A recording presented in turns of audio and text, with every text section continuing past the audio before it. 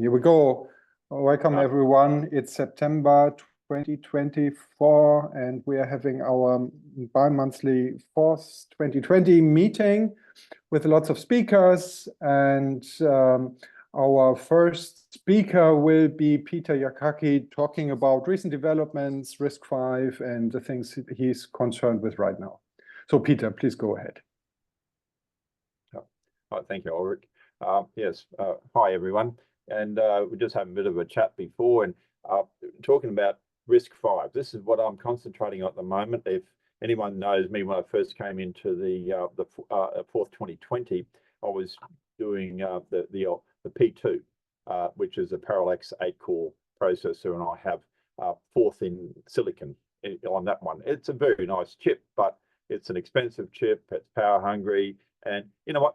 Doesn't do USB. It can sort of do USB. Doesn't do A to D. Can do A to D, etc. And so it's a bit of a powerful chip, but the trouble is, of course, it doesn't do everything I want it to do, and sometimes I just want a small chip. So what I'm looking at now is I've been playing or looking at RISC-V last couple of years. Haven't really done too much, but now I'm really starting to knuckle down into it. And one of the things that really got me going a bit just in the last few weeks is just that that little ESP32 C3, which is the RISC-V version of the chip, and I have in a little Seed Studio module there. And so you can see that there, and really a very small little one. And in fact, I just plugged that straight into my laptop. This particular one, I have another one plugged in over on this other computer over here. And with that, I am using ESP32 fourth and making some modifications to this. I'm getting to play a little bit with the peripherals, only just starting to do that. And what I want to do, I've been making changes to the kernel. What I want to do is put a lot of the stuff that I did on my P2, all the development utilities, etc., across onto something that everyone else can play with.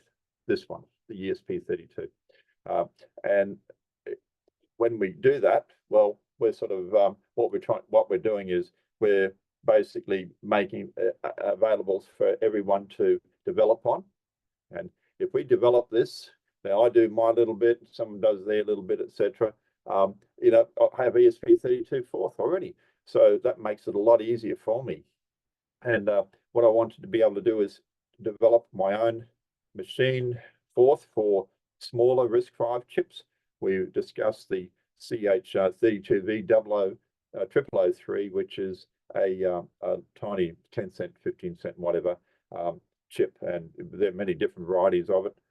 Look, I tell you what, I might even just share a screen so I can just slide in and out of this one here.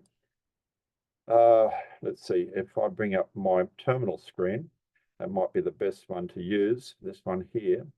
I'll share that. Okay, and so only trouble is, okay, you've got the terminal screen, that's not a problem, but I'm going to cheat and I'm going to use that terminal screen. I'll just see if this works. Does that work? Does that slide across the front of it? Can you see that? Or is it only terminal screen? Okay, just I'll do an area. I'll change it. I'll just do an area, guys, and I'll do an area, and that way I can just slide in other windows. That makes it a lot easier. Okay, and how do I do this one? Advanced layout options. Oh, I've got to find out how to do this again. I've got to do this more often. It'll be better. Portion of the screen. Here we go. Portion of the screen advanced, and so I come along and I select that, and how do I select that? Just say share. I suppose I've got to do this portion of the screen here. I don't know if I can adjust this one here. Does it let me adjust it? Yes, it does. Yes, very good. So I share this area of the screen here, which it's a 4K screen on this particular side of it. So this way I'll basically keep it something that we can all see. Okay. And what I'll do is I'll bring in, you can see that window now? Oh, great. Yeah, okay. So here I've got the camera up on my P4 board. For instance, this is the P2 there from before. You can see that nice and clear. That should adjust a bit better, hopefully. Yes. So there's a P2 board. That's a fairly old one now. That's quite a few years old. Actually, even had a room for ESP32 on the back of it. Standard one. But they're prototypes. But now I'm dealing with RISC-V chips, and so we have that Seed Studio one. There it is, nice and easy, very small, and then I have lots of these little RISC-V chips over here. Now let's have a look, see if we can see them. Oh, how about that? See, there's some of the CH3-2V type chips, etc. So you can understand that even the QFN ones I don't have here, but they're nice and small too. They're very cheap, and we mentioned before, Rob was saying that we can have a fourth built into it. If I can write a fourth for it and build it in, then that means they can be pre-programmed with fourth, and then you can just put them around a PCBs. People can just use these particular chips, and then also what they can do with that is just that you don't have to write any code, any real code for it. You just send code to it. You can send a one-line command, a script, macros. Before people know what they're doing, they're writing forth code. This is going to be good, and that's what I like to see happening. So what we've got here in front of me is we've got I mentioned before, we've got those cheap little chips.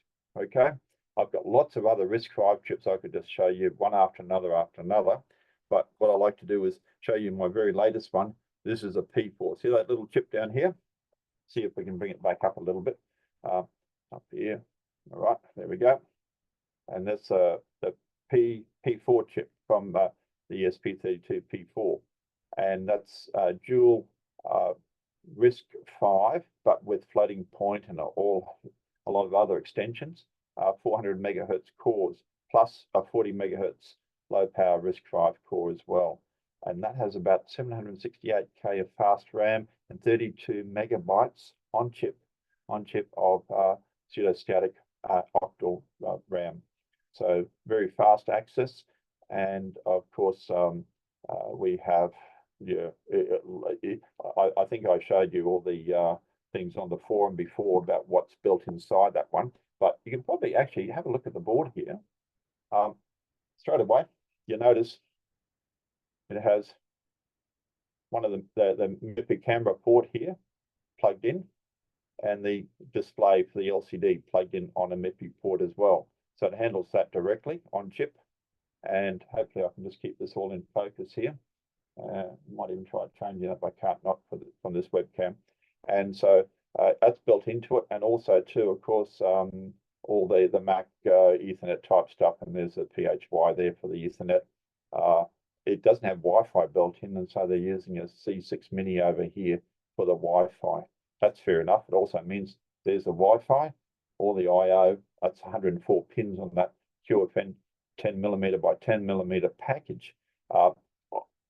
This I can see myself using. The P2 doesn't have A to D, proper A to D, doesn't have USB. These are the things you need all the time these days. So this is going to be a great chip. And you know what? Their chips are never too expensive anyway. The P2 is too expensive, but the P4 here, I can see myself using that. So I like to develop with that. This is a plaything right at the moment because I need to focus on, you know what I need to focus on, don't you? I need to focus on that, on the ESP32. And that's one that all of us can use. I don't know what it's doing. It wants to shift all the time. But anyway, that's one we can do. And so over here, I have the, on the screen over here, you can see that I have my terminal window open. You can see that completely. That's just running my ESP32 fourth. I type a Control L, just clears the screen, a Control W, it does words, etc. Do the Control L again. I can even come along and shrink this down a bit to this. Try not to shrink which window I'm going to shrink down. Okay, let's see if we can do it. Don't really have to do this, but I'm just doing this for a bit of fun at the moment. So right down the bottom here, Control L, do a Control W or words. Doesn't really matter how I do it in color. It automatically adapts to the the width of that screen. If I shrink it down, Control L just to clear the screen again. And once again, it adapts to the width there as well. And it knows that it happens to be 27 characters. No, that can't be right. Sorry, 49 characters wide and 27 characters high down there. So I'll bring it back up again. You all seeing that okay? Yep. Okay. So here we go. I'll bring that back up again. Do a Control L and bring us back to here. At the moment, I'm just doing a lot of little utilities, little kernel things. One of the things when I'm using Fourth Console, I need it to basically, I type things in and then I'm testing them out, and then I do silly, crazy things, and what happens normally in Fourth is that you lose your stack. But in this one here, this is one of the most important things I like. I just like to be able to keep the stack. I have an error. I want to see what was on the stack at the time. I don't know why Fourth wants to clear the stack. It doesn't seem logical to me. So that's one of the little tiny things, but also to just being able to put in numbers too that are, let's see if I can just go up the top again, make it a bit easier.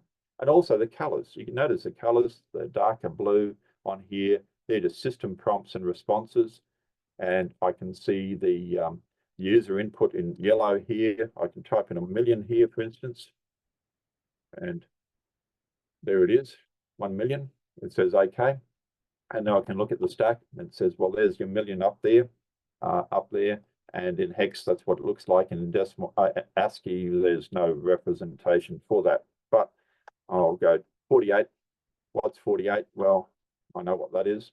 It happens to be H ASCII and 72 decimal. It's just more sensible when you're working at the console to be able to see things. I tend to stay in decimal mode only and use hex numbers for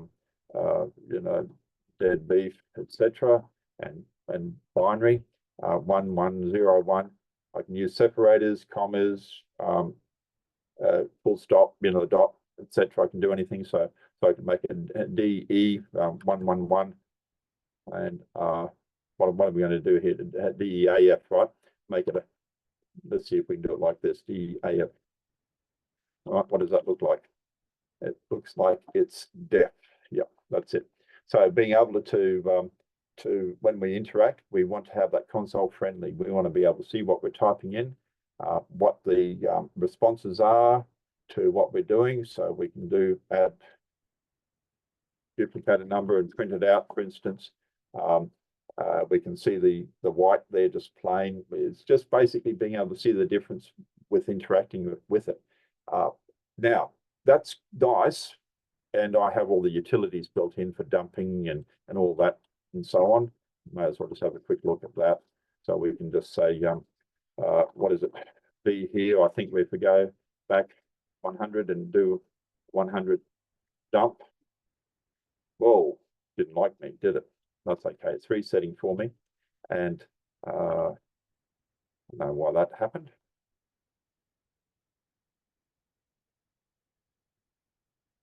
Why did that happen? Oh, sorry, I haven't got that loaded yet, have I? No. Anyway, that's good. It's doing exactly what it's supposed to be doing. So this is just on the C3. This allows me to play with the assembler tools. I'm still getting that built in at the moment. There's some assembler tools in there, but what I want to do, I can stop sharing screen for a moment. So what I want to do with these assembler tools is to be able to have the exact same thing I would have on a PC, a macro assembler where I can give it a file and it will go through. It might do a few passes through there and it will generate my binary and so on. Now on the ESP32 C3, I can have that loaded up in there, running straight away, testing it all out. Then I use the ESP32. We're going to imagine we got this chip here. And then we've got these little, those little tiny little chips that we looked at, those little CH type chips, WCH32Vs, the cheap ones. Right? Imagine we've got the board hooked up. I could use a WCH Linky type probe, but I don't need to. I know the protocol. I can run my wire from here to the chip, load that code in, and have that chip running. And so I can use the ESP32 as that development system, and everything I develop is reusable. I can reuse it on the P4. I can reuse it up on the I don't know. There's so many different chips I have here at the moment. Of course, the RP2350. I'm itching to get into that one too. And anything I develop, some things aren't transportable. Of course, the PIOs on the Pico RP2350, but a lot of code editing utilities. You can imagine when the PC era first began, did they have any real DOS utilities, assemblers and tools and editors? Not really, but you can see that even on a 16-bit architecture, 8 megahertz PC, they developed so many utilities because they weren't chopping and changing on different brands and different computers, and so we're going to have this running. You can imagine that anything I do on here, I'll be able to put onto the C6 as well. That's the C6 and the P4 and this is in the 2350 Pico too, but we can put it on those boards there as well, and on those little chips. The little chips are really important because, mentioned before, we can have them pre-programmed. They have a fourth in it. I mentioned before on my P2, I had fourth in ROM, silicon ROM. It's no a mask ROM, it's part of the silicon. It takes up 12K in there. It has the utilities in there for FAT32, etc., and a lot of other things built into it, 12K. Do you think I can get that onto RISC-V in 12K? Because we have a 16K flash on those little tiny chips. Yes, I can, and there's room left over for user code. Lots of room. 4K is a lot of room for user code. So this is my aim, is to use that ESP32, develop on there, eventually have a fully fledged Tachyon kernel. The difference between ESP32 fourth and the Tachyon itself will be the fact that everything will be in fourth, and I'll know exactly what I can manipulate and squeeze down, and that makes it more reusable as such. But I'm finding the ESP32 fourth C code really nice to work with. Thanks to Brad doing a lot of this work here, I was able to come in, just pop in a few little things here and there straight away. I was able to recompile that using the Arduino IDE and have it up and running very quickly, and then also add extra things on external fourth file. So I've been really having a lot of fun doing that. How are we going with time? It's about 20 minutes. Questions? I see some chat ones coming up, but you might have to read them out to me if there's any particular questions. Yep.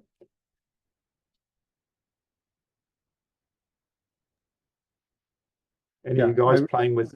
Yeah, sorry. Yeah, go ahead.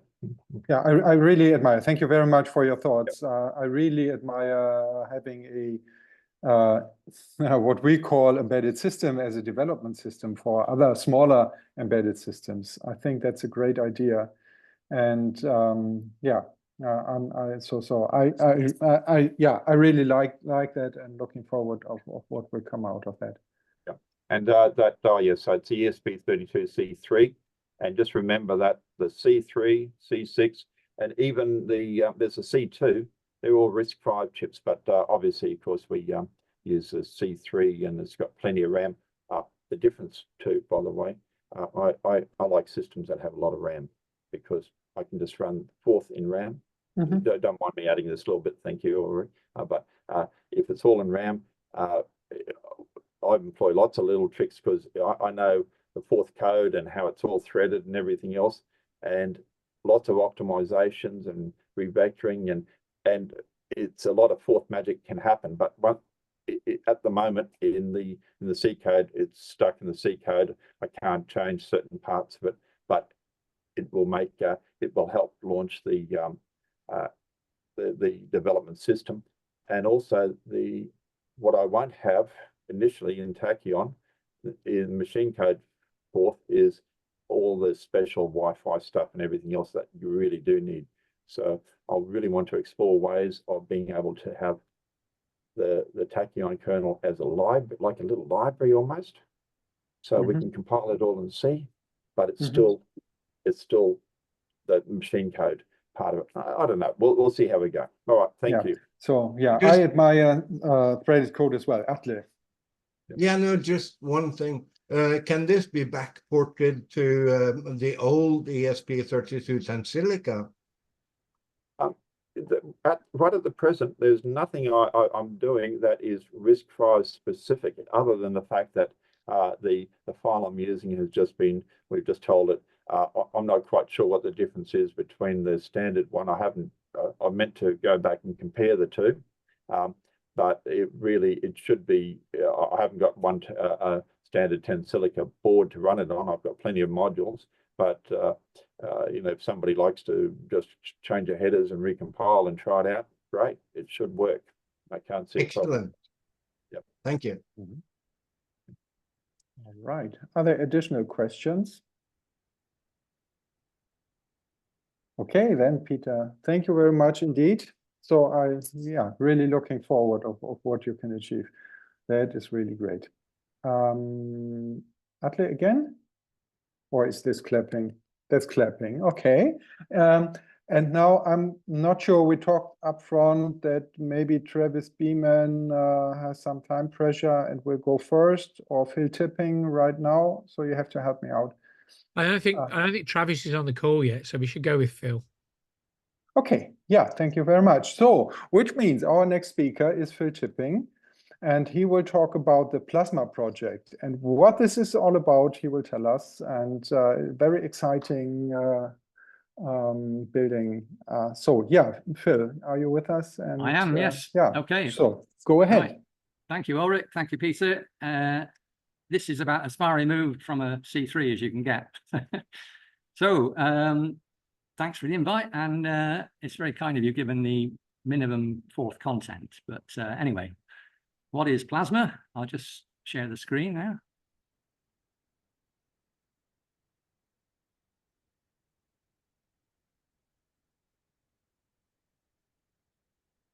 Yeah, we see Okay, the image right. slowly building up. Have we got something there? Yeah. Okay, right. Well, what is Plasma? It's a simulator to recapture the essence of an old school mainframe computer system in the comfort of your own home. And this is my blue light version. Just a minute, if I can control over this. The desktop. And this is a red light version built by a guy in Germany. Shows it can be reproduced. And the acronym Phil's Lights and Switches Machine was a lucky accident, but it fits the bill perfectly, as you'll see in a minute. Now, my first job in 1973 was in a development hall full of machines like this. Got the engineer on the left, gives you a sense of scale. And we made a range of machines with different engineers' panels. And this was the one I worked on. So if you can imagine, to me, as a young graduate, this was lights and switches heaven. I think I counted 64 lights per row above and below the 3 rows of switches near the top. And these were just the CPUs. The memory was in a separate cabinet. And there was also the operator's console, or OPER, with a low-res text-based screen and a keyboard. There are rows of mag-tape decks and rows of exchangeable disk packs, or disk drives rather, the disk platters you can see on the top. They can be loaded into the cabinets below. And now, of course, as we've just been talking, computers are everywhere, smaller, faster, cheaper, and a lot quieter. But sadly, in my opinion, they're missing that old school magic. So if you want to re-experience those days for nostalgia, or for trying to explain or teach how it all began, you could join a restoration society, but then it's not really your machine, or build your own. And if you replicate a system as opposed to just a CPU, you can also experience the challenges of being a systems programmer in getting it all up and running, and then have a go at being an operator. Now, when I first started work, the system software, the bootstraps, the executives, schedulers, and so on, they'd all been written. So this was something I was keen to revisit. Now, obviously, many compromises are needed for a practical home project. So what do we really need to capture the essence? Now, one essential feature is the hands-on interactive interface, aka the lights and switches. And these are fairly easy to build in hardware, but what about the rest? Well, it had to be simple to stand a chance of getting finished. I'm sure you've all been there with projects. So I restricted it to a batch processing system with a printer. And this avoided multiple user terminals and graphics. So performance was not the big issue, and it could all be implemented in a software simulator. The next question was, should it simulate a real life system? Well, in practice, pinning down the exact specs for these is quite tricky. And even if you did, they evolved over their lifetime. So which variant would you pick? And in the end, I chose a fictitious system, but combining ideas from various real life systems for interest. And to make the design simpler, this made the design simpler, but once the system was built, I would not be able to cheat and reach for off-the-shelf systems programs if the going got tough, because there aren't any. But this, for me, made it a far more interesting and challenging project. Right, I'll switch cameras and give you a quick tour around the front panel. Stop sharing.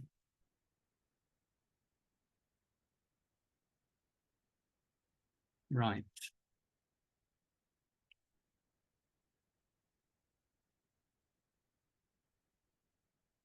Okay. I hope you can see that. I'll start from the right-hand side. This is the CPU section with all its registers down below on the lights. We've got status lights at the top from the right. There's the CPU run mode, the stop reason, microcode number, and the FMP flag, which I'll cover later. Then there's some control switches, again from the right. There's run, stop, step, single step, reset, and so on. And the left side is for all the peripherals. We've got the status lights up here for the storage devices. Sorry about the handheld camera. We've got the paper tape reader, paper tape punch, and the exchangeable disk drives. And the mag tapes are down below, the two of them. You've got the status and the tape spools. And then these control switches here, they simulate loading and unloading the media for each storage device. We've got the text-based opera screen here with a simple keypad for a simple input. And then there's a socket on the side, which I can't quite reach around, for an ASCII keyboard. And there's also again, around the side there, is a Centronics connector for a dot matrix printer. That's your system printer. There's a system timer up here, which defaults to the CPU runtime, but that can be program controlled for your own purposes. And we've got the obligatory engineer's key switch, which prevents unauthorized access, and a few rotary controls for this lights, brightness, the loudspeaker volume, and the variable speed clock. And more on this later. Okay, back to the screen.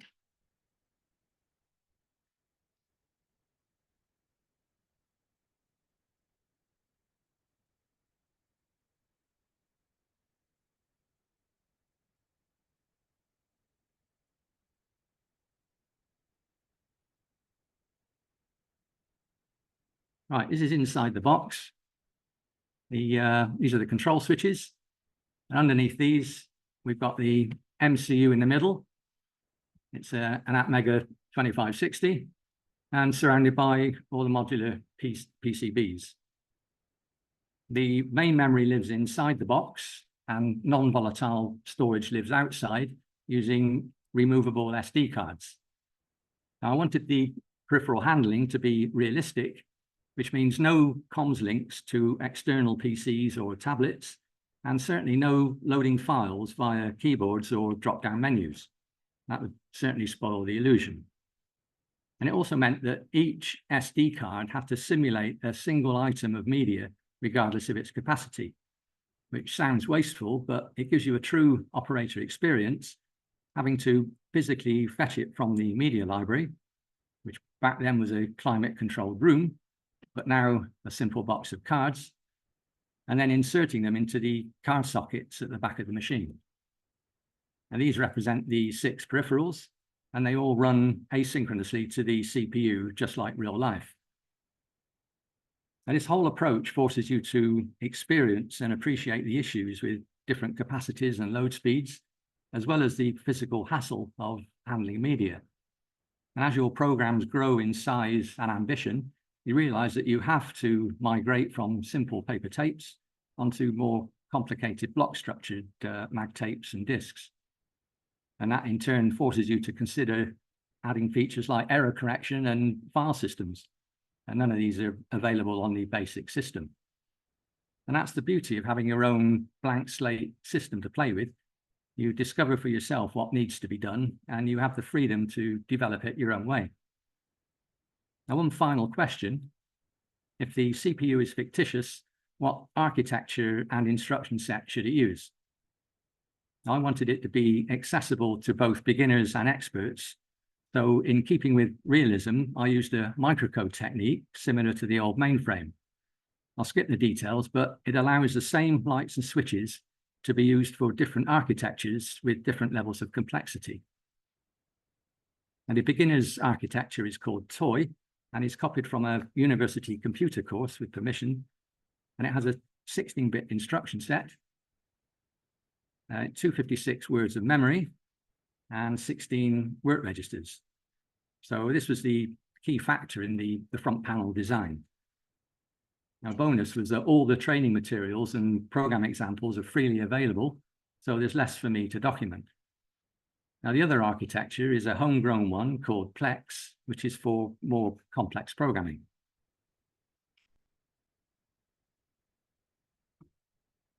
The system startup process is the same for all the architectures, and it's based on my memories of the old mainframe.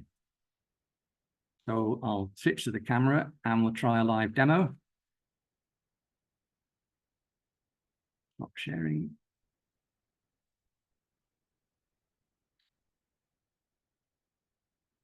Right, again, apologies for the handheld camera.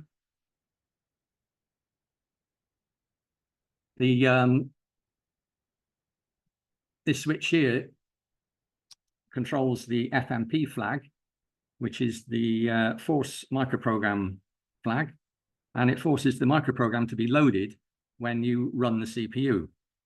And the actual microcode is chosen by setting a number on the top 4 switches over here. So I'll set 1, reset, and run. And the microcode's loaded, and the microcode number is here. Just for confirmation, I can reset the FMP flag, reset the machine, and then the next time the CPU runs, it will start interpreting memory contents as toy instructions. If you load the wrong microcode, the contents will be decoded in a different way with unpredictable results, which is what you'd expect. The memory is volatile, so we now need to load instructions, and this is done exactly as it used to be. There are no shortcuts unless you use Plex, which I'll come on to later. You have to set binary values on the switches. Now, the toy architecture is ideal for mental assembly. Everything is split into 4-bit nibbles, so if you know hexadecimal, it's a piece of cake. Now, there's no time for details, but I'll try and load a small program on the fly to add 2 numbers. I'll use register 1 and register 3 for the two numbers and add them together. The first nibble is the opcode, which you may remember from that table I showed you, I flashed up, is a 7. We put a 7 on there. Then the next nibble is the destination register. So I want to load register 1. And then the next 8 bits are the literal value. So I'll put 4 in. I'm loading 4 into register 1. And then load it into memory. The next instruction, I'm going to load register 3 with the value 2. So load register 3, 0, 2. And load it. Now the add is a 1. So we want a 1 here. And you tell it the destination register, which I'm going to put the value back into 3. And we're adding register 1 to register 3 and putting the result back to 3. Load it. And then finally, just for fun, we'll jump back to the add instruction so it loops forever. Now, an unconditional jump is C0. So C0, and then the absolute address. So it happens to be address 2. Load that. Right, we're good to go. Reset, and fingers crossed. Can't beat a live demo. I'll try single stepping. And you can see this is register 1. This is register 3. And register 1 has the value 4 in. I'll step. And now register 3 has got the 2 in. And another step, and it's now got the sum, which is 6. And then we'll loop back. And it's gone back. This is PC, program counter. Everything's up. Everything's visible. We're on address 2. And we go to another add. And there's the result. Now, I don't know if you can hear, every time we do a jump, I'll turn the speaker up a bit. Can you hear a click sound? The, where are we? Yeah, this, the speaker was a traditional mainframe add-on, which was connected to the logic such that every jump instruction causes a click. And you soon learn to recognize the sounds of various programs and could even diagnose some problems just by listening, similar to mechanics listening to an internal combustion engine. Now I can run it now using the variable speed clock, just for demonstration. And that's running hands-free now. Turn the clock up.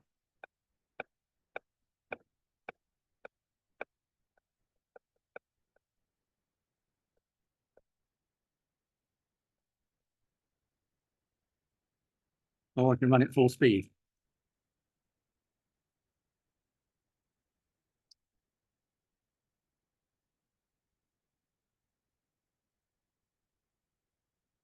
Okay, I'll just quickly load microcode 3 for Plex.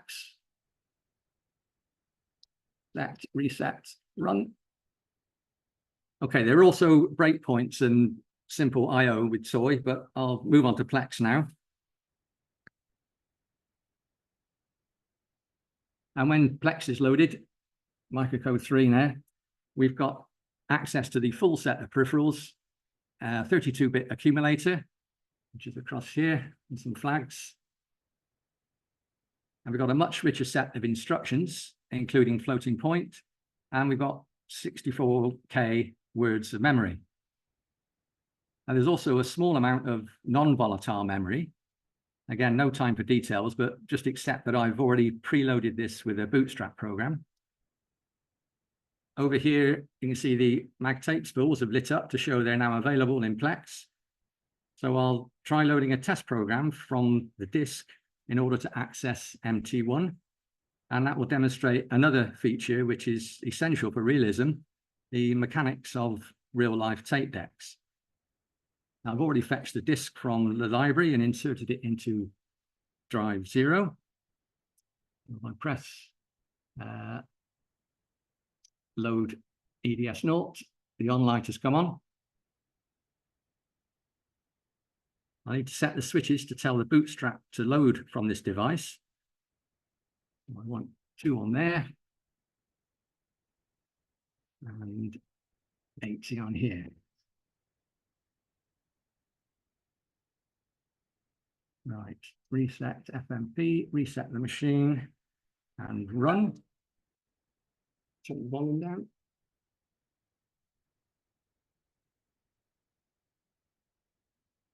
Right, the first stage bootstrap, which was loaded into non-volatile store, is now waiting for the paper tape, which contains a second stage bootstrap, which loads the test program from EDS0. I'm still experimenting with bootstrap techniques. It's a fascinating exercise in logistics. And Plasma allows you to explore this for yourself in your role as a systems programmer. So I'll load the paper tape, and you should see the on light come on here and the read.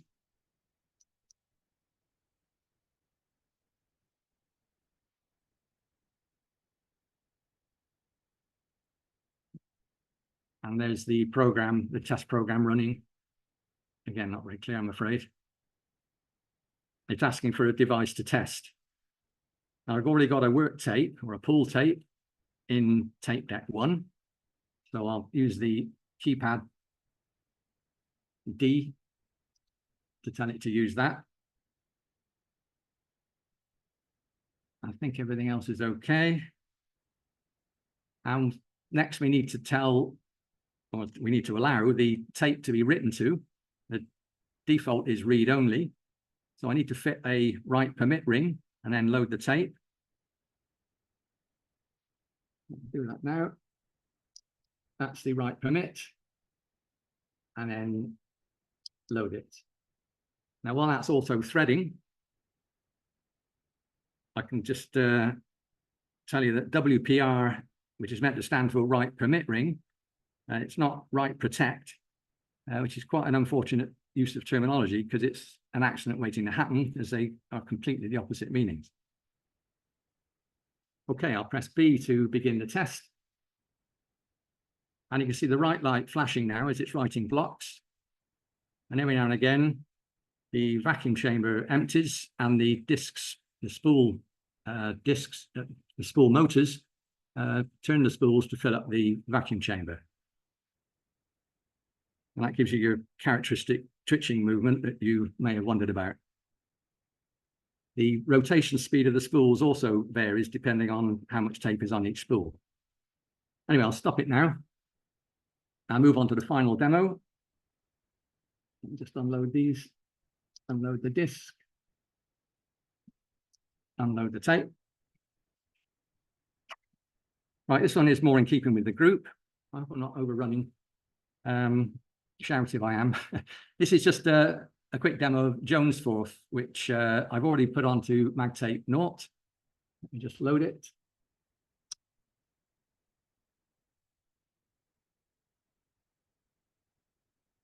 And what do we want? Let me tell the bootstrap to load off the MagTape. So reset and run. Start the paper tape. Fingers crossed, and there it is. That's a relief. Just type in words, say. Words and page. Clear the screen.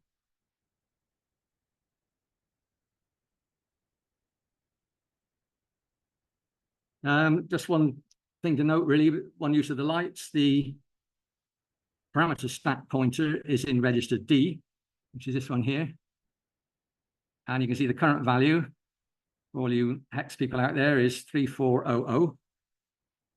Now, if I enter some numbers, I'll enter, well, just put 5 and enter.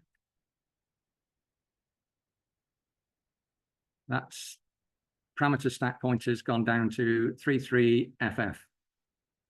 I'll put another number in, 6, and it's dropped down to FE. And if I enter dot to pop the stack and display it. You can see the stacks going back up again. Ooh, and that's the screen result if it focuses. Yeah. Okay, I'm still very new to Forth, so I can't really expand much more on this, apart from showing the ported code, but it's all in Plex, so it won't be very useful. Now, like most programs I've used on Plasma so far, Forth is just running freestanding and has the machine all to itself. And this is not a realistic scenario, so it'd be interesting to see how Forth fits into a batch processing environment when the executive program is finished. Right, just one final thought to leave you with. I'm not sure if it's possible, but if there was room to write Forth as a microcode, and microcode 4 is next, so it would be very fitting, Forth would be native, in which case all these lights are up for grabs. So what would you use them for? Okay, thanks for listening, and back to you.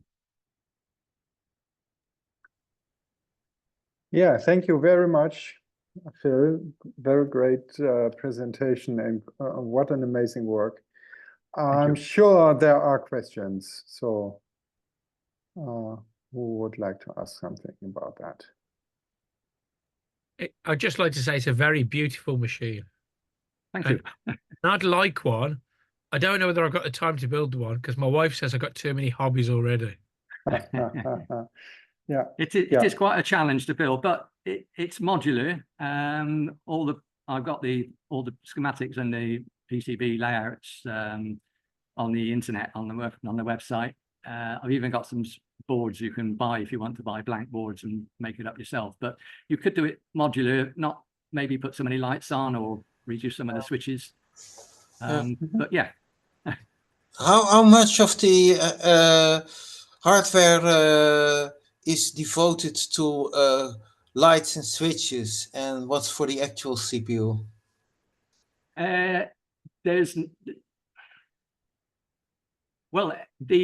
All the lights and switches are just I/O off the MCU. The MCU is the brains of the whole thing. So, but then it has to have some port multiplexers to get more lights and switches going. Yeah, let me just show you the inside view again. Yeah. So I might be able to explain that.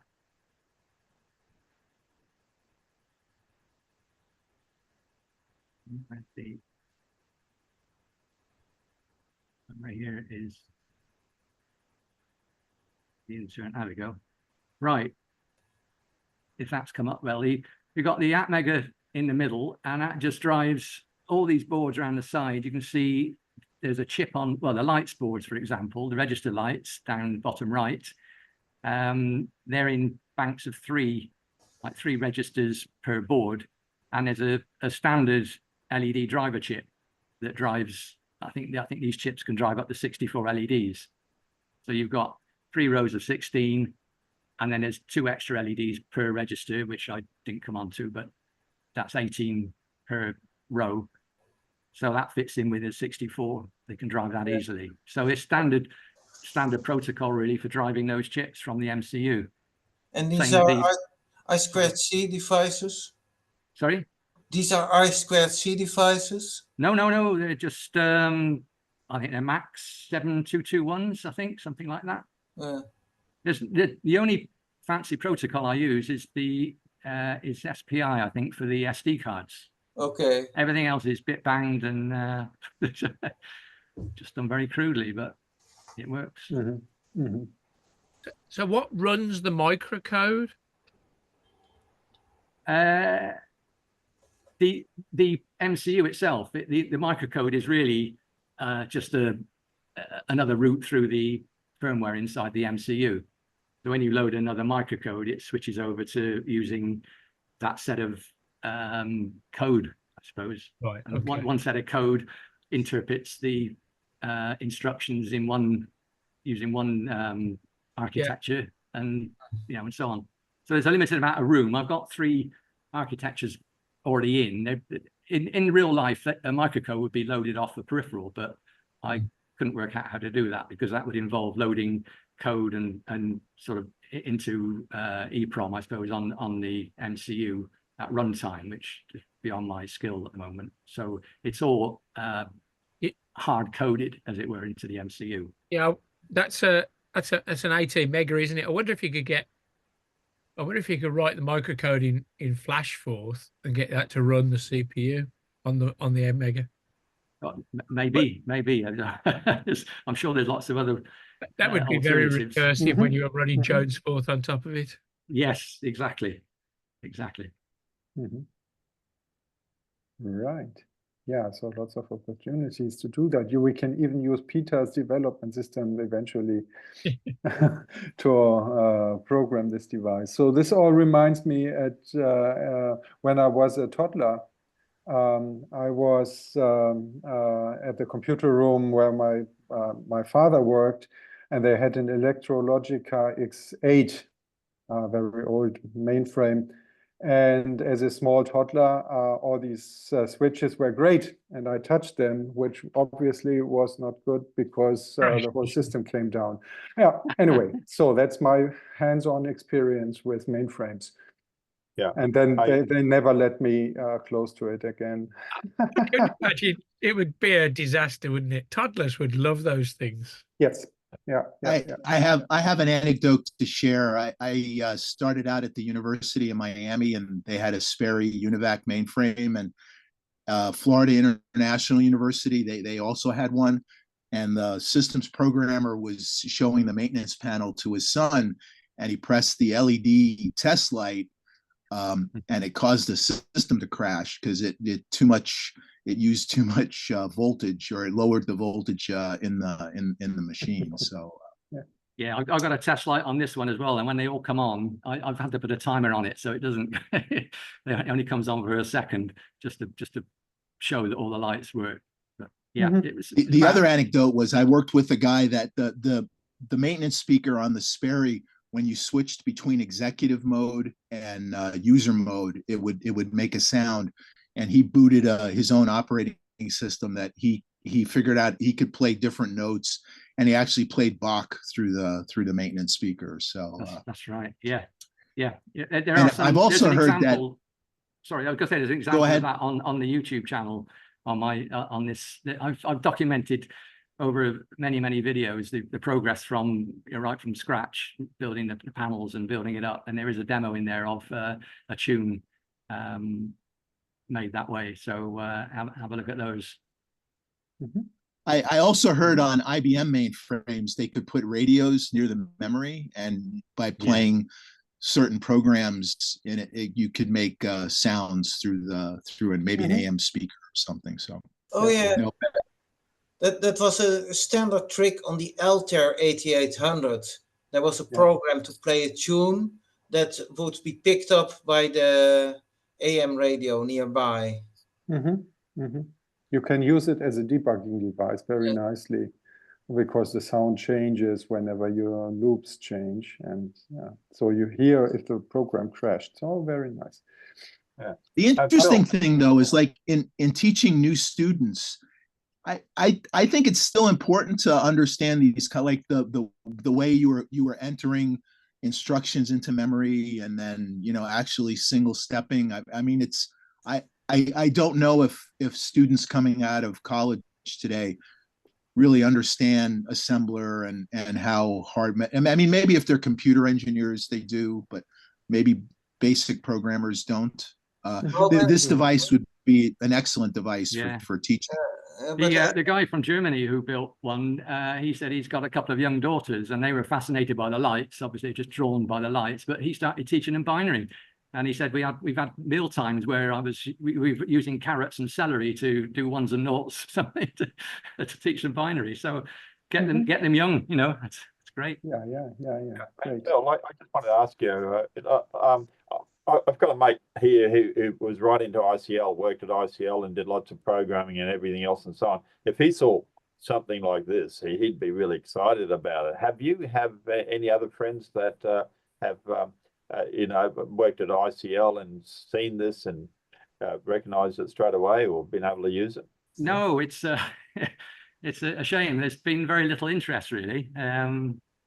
So I have put it on. There is an old ICL, you know, ex-worker Facebook group which I joined, and I have tried to promote it on there. But apart from the that's very nice type of comments, and there's no takers. I would really like other people to get involved and maybe write some programs for it, because it's like it's a template really to explore writing your own system software for it. You know, I know it's starting from scratch and reinventing the wheel, but if you keep it simple, I'm sure it's fairly easy to build something up, and it'd be nice to do some collaborations, you know. But at the moment, it's a lone, it's I can see him being interested in it, that's for sure. Ray Roderick, I think, and then he's been on the forum, maybe, but the thing is that he goes over to England too. He's got family over there, so either he might even call in on you. Right. Well, spread the word, please. Well, thanks, Phil. Yeah, Phil. Are there any other questions to Phil? Then thank you very much again. And I think for the first questions you might have, the community support is there. Just ask around, and yeah, you will probably get some good advice. Thank you very much, guys. Right. So which means our next speaker will be Travis. I saw you already, Travis, and he will talk about Zepto-Force and the non-existing chips, I think, RP2350. And he will tell us about his thoughts and whether he has some. Travis, the stage is yours. Well, over the last month and a half, I've been working on a port of Zepto-Force to the RP2350, as mentioned. It's currently in beta 0 specifically, and it largely works except for a pesky bug that was alerted to me yesterday, that if you use zeptocom.js with it, it doesn't upload data properly. Very strange, because if you use anything else to upload data, it works just fine. So don't use zeptocom.js with it at the moment. But aside from that, there's not very much exciting about the port, because basically, unless you are directly accessing the quad SPI flash and you're not using the block interface, it is essentially completely backwards compatible with RP2040 version. But it does have some neat little features that this is not something that will work on the Pico 2, but because I've got it hooked up to a Pimoroni Pico Plus 2 with PS RAM, I can do what I'm going to show you right now. Share screen.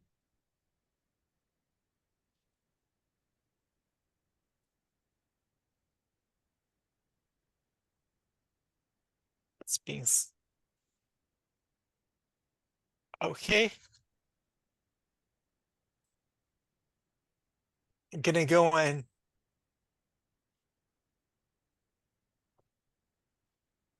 first upload some code to it.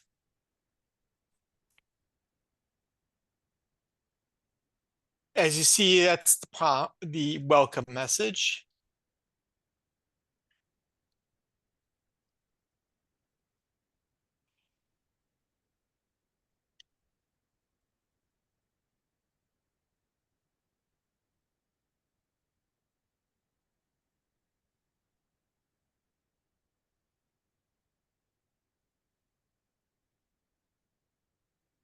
Just uploading my trusty Zeptoed, which is my nice editor for Zepto-Force.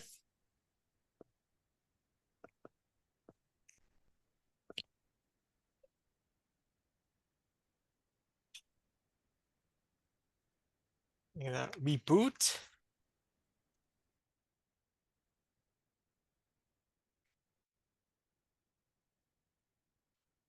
I'm gonna upload my code so I can use the onboard, not on chip, but onboard quad SPI flash as a file system.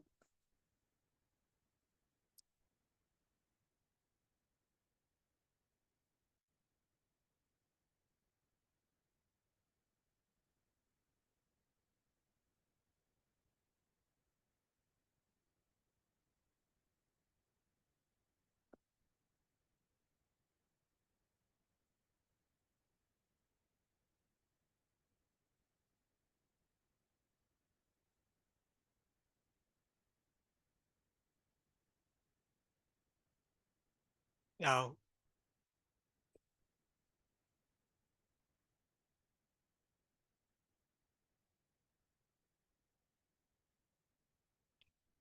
the PSRAM's chip select line is hooked up to GPIO 47 on the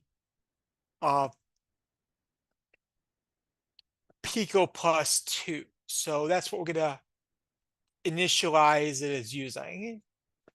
And then let's fill part of the, not all, because it'll take a bit, but part of the PSRAM with data. So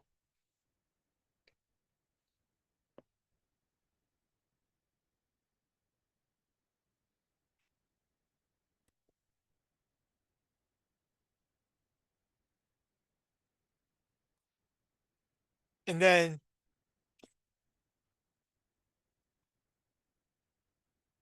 I'm going to go and write some code to verify that the PSRAM got written as it's supposed to be written. And one thing to note is in the code here, I'm writing more data than will fit in the XIP cache to ensure that the data will actually hit the PSRAM.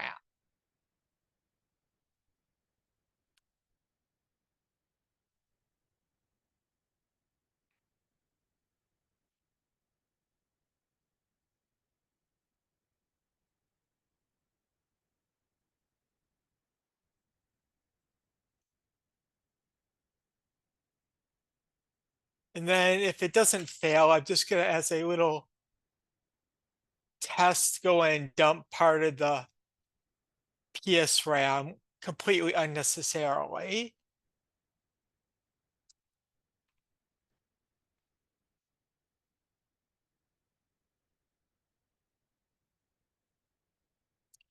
Now I'm gonna run this little program.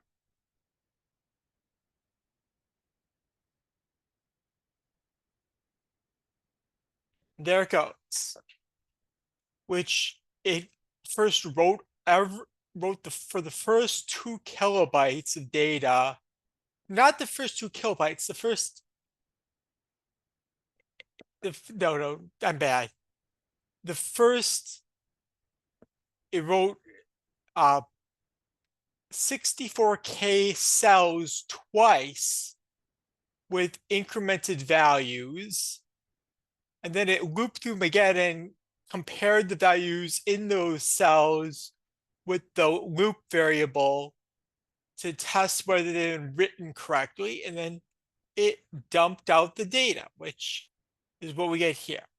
And this is a new feature that is available only on Zepto4 for the RP2350. It's not available for any other version of Zepto4. And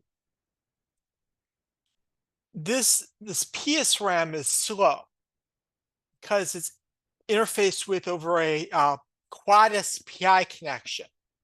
And furthermore, it competes with the quad SPI flash for XIP cache space because they both share a single 16K XIP cache, which is SRAM. But if you want to do something that requires large quantities of space, it is ideal. Like, for example, one example of a little project I'm thinking of implementing at some point is implementing Conway's Game of Life, which I've already done in 4. But on this Pico Plus 2, it gives you 8 megabytes of PS RAM. Megabytes, which is good for a quite large life world if you devote each cell in life to a single bit. And furthermore, it's not something truly performance critical. So the fact that PS RAM is relatively slow isn't the end of the world. Other potential use cases for this are things such as frame buffers, if you can tolerate the slowness, which will impact your refresh rate. Another use case I've thought of is if when the Pico W2 comes out, if our friends at the Raspberry Pi people are nice enough to also give us a PS RAM in there as well, it would give us plenty of space for buffers for Zepto IP. But we'll have to see if the Raspberry Pi people are so nice in that department. And other than that, there isn't actually a whole lot to talk about because most of the things that are added to RP2350 are basically just small improvements. Well, there's actually big improvements, for instance, such as the fact that it has nearly double the amount of SRAM, whereas the RP2040 had 264 kilobytes of SRAM. The RP2350 has 520 kilobytes of SRAM, which is going to be really nice when the Pico W2 comes out, because on the original Pico W, to be honest, the buffers needed for Zepto IP ate up a lot of that SRAM. So the extra SRAM will be appreciated. And there are some new features that are notable, like for instance, on the RP2350, you get 3 PIO blocks, whereas the RP2040 only has 2. So you get a total of 12 state machines rather than the 8 of the 2040. One notable feature that I have yet to implement support for, partially because I don't have a means at the moment of really testing it, is something called HSTX. HSTX is basically a high bandwidth output only peripheral. And it's meant for things like driving DVI displays. And while it's not going to be in Zepto 1.8.0, which is going to be the next full release, it is something that will probably some point down the pipe appear in Zepto 4. There's other small little improvements which I did add support for, like for instance, the RP2040 has a terrible real-time clock. Terrible. For instance, you cannot specify milliseconds with it. And with the RP2350, they tore that out. They got rid of it. And they replaced it with a always on millisecond clock, which is 64-bit. And the 64-bit millisecond clock counts as long as a small amount of power is applied to the RP2350, which that small amount of power can be applied by something like a lithium coin cell.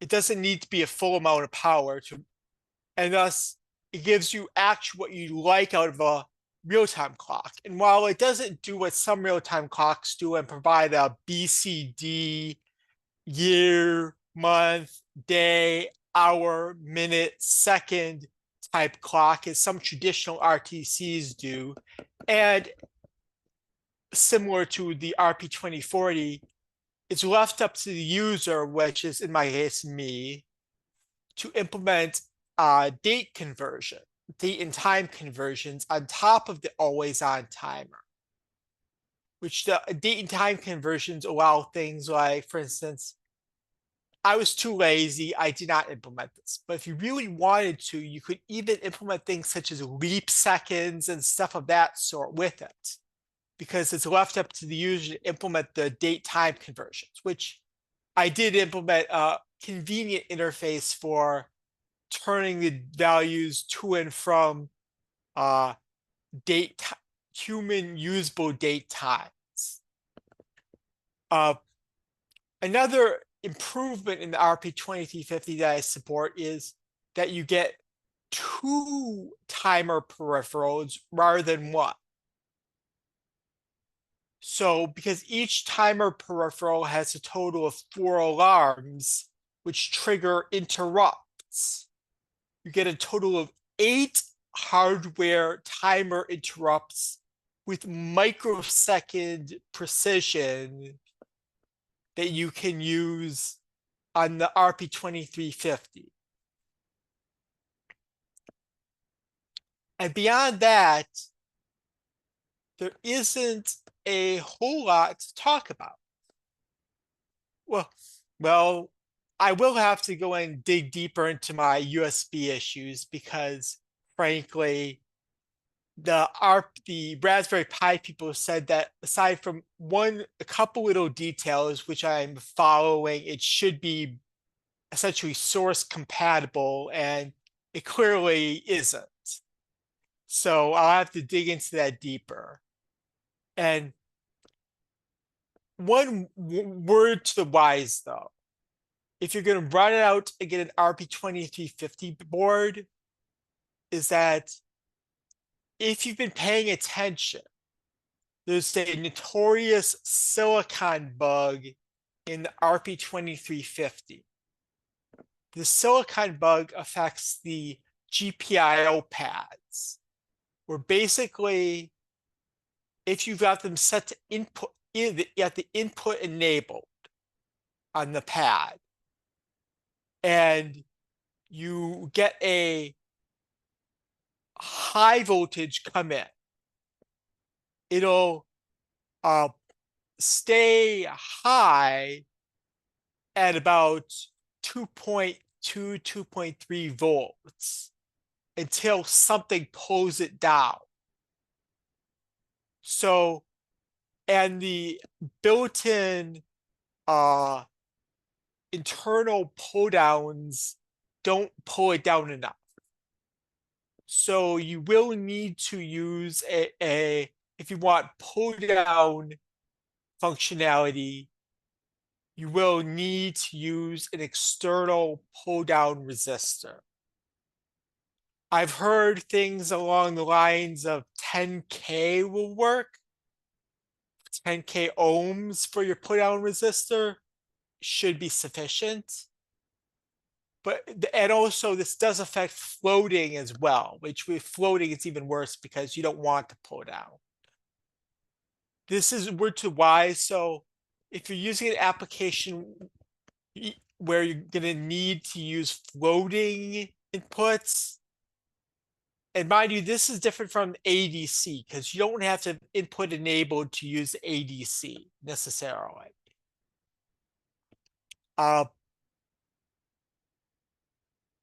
You might want to wait until they do a respec.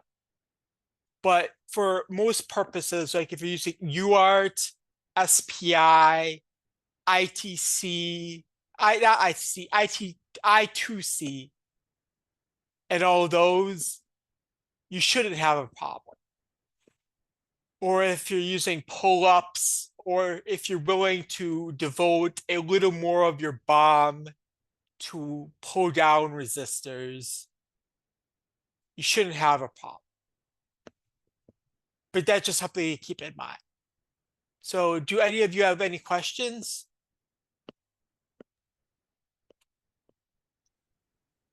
Yeah, I have a question. Travis, do you actually have chips apart from the beta chips that you might got for developing? But are there other chips available actually? Last time I checked, the Raspberry Pi people were only providing chips to their selected board vendors. So if you honestly, if you want a chip, not a board, but a chip, you'll probably have to buy a board with the chip off of it. Yeah. Yeah.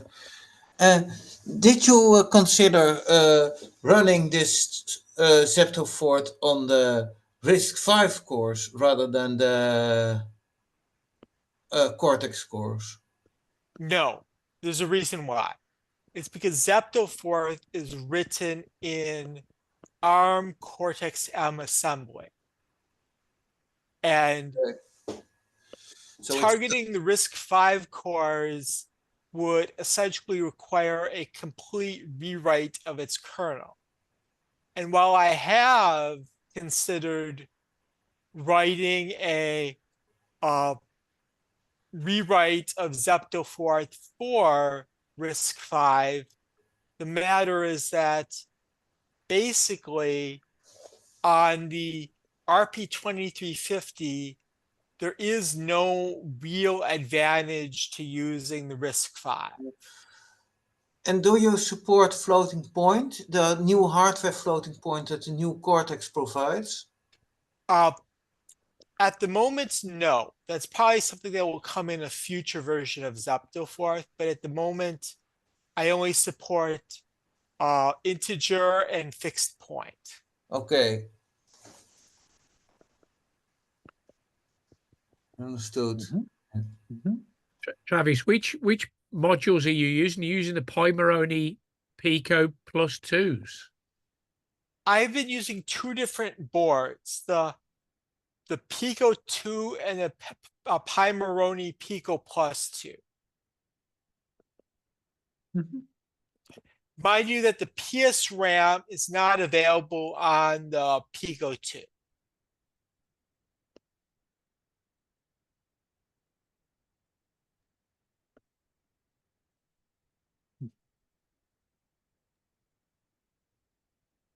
Any more questions?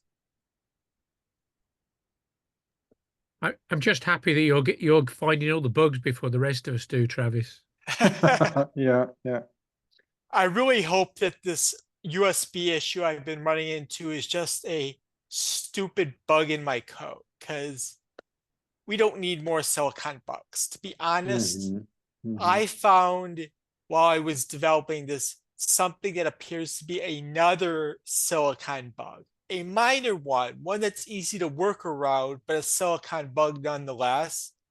That what it was that if you went in, there's a register in Powman timer called run, which in the ref man, or the data sheet as the Raspberry Pi people call it, if you set this bit, it will cause the always on timer to count up from its current value. But what I discovered was that it did not have that behavior.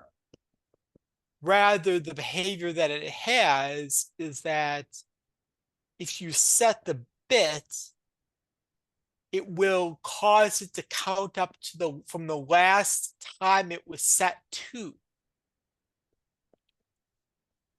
For instance, let's say after I booted my board, half an hour ago, or let's say I set it at 10 o'clock to 10 a.m. 2004-09-14. And then I cleared the bits, and then I set the bit again. It would set the time back to 10 o'clock. Whereas according to the Breath Man, it should just resume counting up from the last place that it was at. So that feels to me like a bug, and I mentioned it on the Raspberry Pi board forum, but because companies really prefer not to go and fix things when they do respins, and because this has an obvious workaround, which is don't touch the run bit, I feel like they probably just won't fix this. Yeah, probably be an editor and a voice note in the documentation.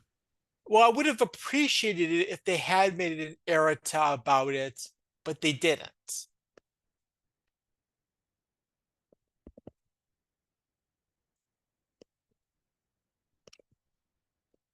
All right. Yeah. Are there any additional questions to Travis? Kat, do you have any additional questions? I think Kat has a question. Yeah, it just ordered empty boxes, 800 empty boxes, cardboard. No. Yeah. So yeah, Travis, thank you very much for the heads up, and let us know if you find any other things regarding that chip. You know, your work is very appreciated. Right. So having a look at the schedule, we will have a short break. I would propose we go for 15 minutes. And I will stop the recording during that time. So we will meet 20 minutes to the hour, whatever this is at your place. So 15 minutes break if everyone's fine with that. Then we can just go ahead and do chatting, and then after the break, we will have additional talks by Pablo Reda, by Rob Probin, Brett Nelson, and Bill Rexdale. So I stop the recording, and then everyone can grab a cup of coffee or whatever is preferable. So see you in a moment.